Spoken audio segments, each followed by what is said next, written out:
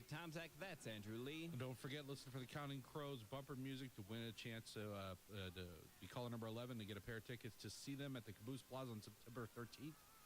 When you hear the music, be caller number 11 at 651-989-5855. And you can totally take radio celebrity Jack Tomzak with you. You could. Concert. You could if you wanted to. That'd be so awesome. In an hour, from the City Pages, Ben Johnson will be joining us. And shortly, the live video feed from Central Media Services will be up and running. But now, joining us over the phone from Washington, D.C. is Congressman Tom Emmer. Hey, good morning. Hey, Tom, how are you? Well, the birthday's over, isn't it? Yeah, I'm old now. And I just listened to Andrew. He's got that Friday, I don't know how you describe it, when I heard you doing that promo. Uh-huh. Well, we played a lot of cuts from Governor Dayton earlier this morning. That's not fair. It's a bit infectious. That's not fair. Don't be mean. Andrew's changed, Tom. Like the last 2 years or so, he drinks all show. I don't know. Something different happened. I don't know what it is. Yeah.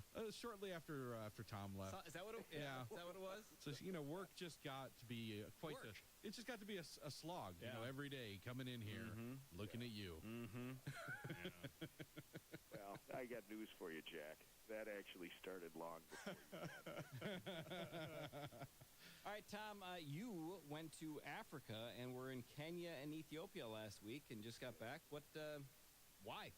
Well, during these breaks, in this one, the Easter break, not only do you do stuff in the district, but this gives you an opportunity every once in a while to get out to different places around the world to see, what we're doing, what the strategy is. And when it came to Ethiopia and Kenya, frankly, Africa, the continent, Minnesota's business community and Minnesotans in general have a long history of involvement, whether it's business or personal mission work, etc., on the African continent.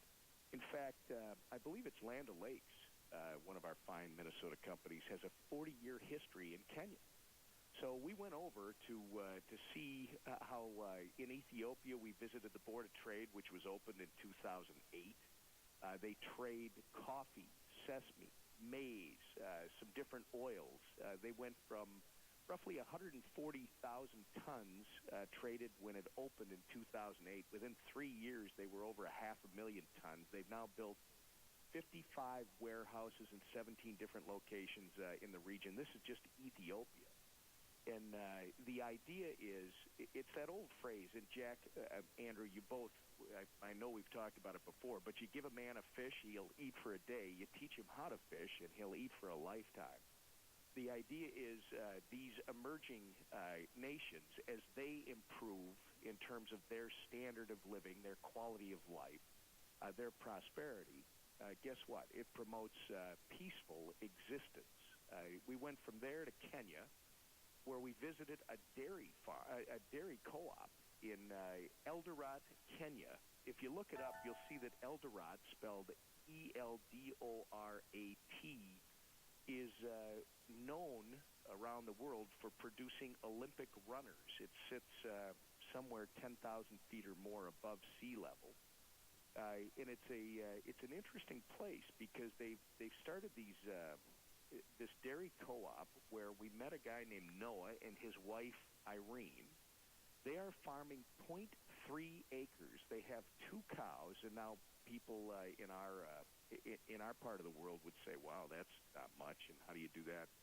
Well, the co-op itself has allowed them to pool their resources. The training that they've been receiving through U.S. aid has shown them how to grow feed supplements with a hydroponic method. So you see like a 10 by 8, actually it's probably 10 by 15 shed with lean-to type tin roof so water can get through it, and screening around the sides, wood framing inside with what look like oversized cookie sheets, where they're growing every 7 days a sheet full of what looks like sod. Okay. They roll it up off the sheet. They throw it in with the feed for the cows. It's increased milk production by, I believe they told us, 30 to 70%. And what that has done for Noah and his wife, he was explaining to us, is they're producing more milk, which means they have more income.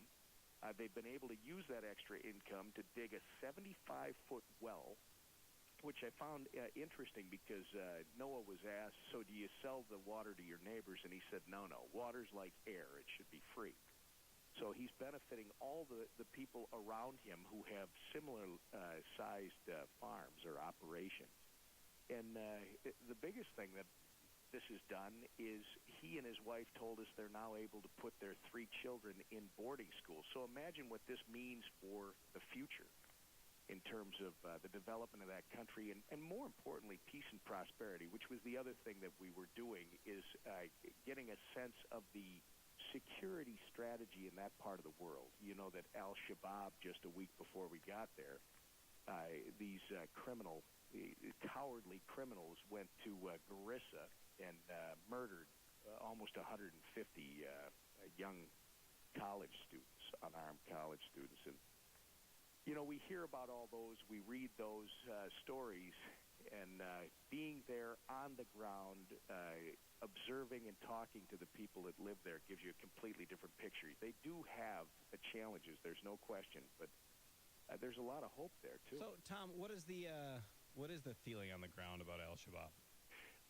Actually, talking to the not only the ambassador, the U.S. ambassador to Kenya, but the special representative to Somalia, they are of the belief that Al-Shabaab is the one group that we can see some success against. Al-Shabaab is getting pushed into a specific area on the western side of Somalia that really the Westgate attack, the Garissa tragedy just a few weeks ago, these are incidents because Al-Shabaab is being minimized. So the hope is that Al-Shabaab can be further marginalized and minimalized and controlled. But you know, you still have big challenges with ISIL, with Al Qaeda, with Boko Haram and other groups. It's going to be something that vigilance is required. You can't relax, but really, you want to start to control, in my humble opinion, you want to start to control the violence in these radicalized groups, then you've got to start increasing the standard of living. Peace will drive, or prosperity will drive peace. So, Tom, what is holding back prosperity now? There. Well, I think in the past, I think United States involvement, and you know, we've got some other players, world players. I won't mention them by name, but they might be in the area of maybe Russia, or they might be in somewhere over in the Russian area, China maybe.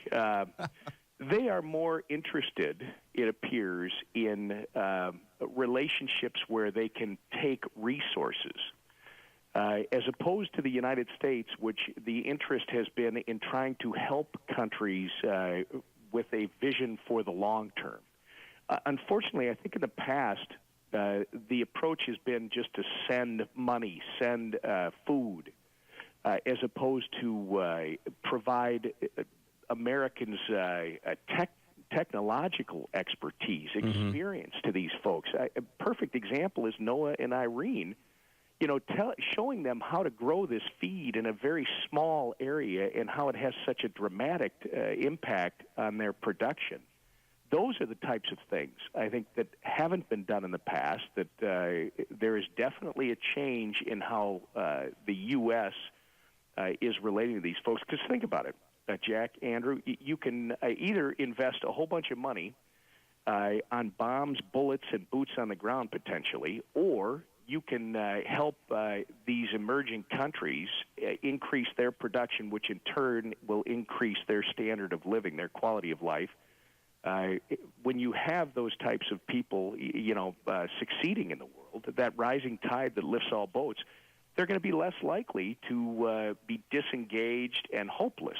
You give them hope, you give them opportunity, and we'll have a partner in the future instead of somebody that we have to be constantly worried about. All right, Tom, hang on. We're going to take a quick break, and we're going to come back. Congressman Tom Emmer on the line. When we return, we'll talk tax complexity and how much money that has cost this country. Up and Adam on Twin Cities News Talk, AM 1130.